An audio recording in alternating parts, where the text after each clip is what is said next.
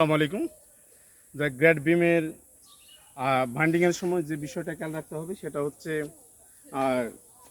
Drawing মোতাবেক খাসগুলো সঠিকভাবে হয়েছে কিনা এবং স্টিলগুলো সঠিকভাবে রিপ্লেসমেন্ট হয়েছে কিনা সেটা খেয়াল রাখতে হবে এবং শাটারিংয়ের সময় যাতে স্ট্রেট থাকে এটা সুতা দ্বারা ঠিক করতে হবে এবং যাতে ভালো করে মজবুত করে ঠেস দিতে হবে এবং সুতা দিয়ে টেনে সেন্টার লাইনটা ঠিক করতে হবে, না হয় বিমটা নড়ে যাবে এবং স্ট্রেট থাকবে না।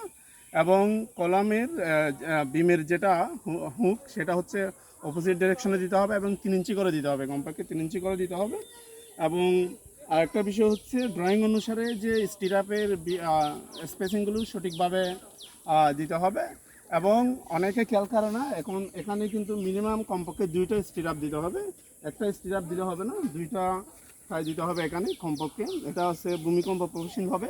আরেকটা বিষয় হচ্ছে এখানে যে রড বাঁধা হয়েছে বিমের সেটা অবশ্যই আমাদের কলামের ভিতর দিয়ে যেতে হবে, অনেকে ভুল করে কলামের বাইরে দেয়।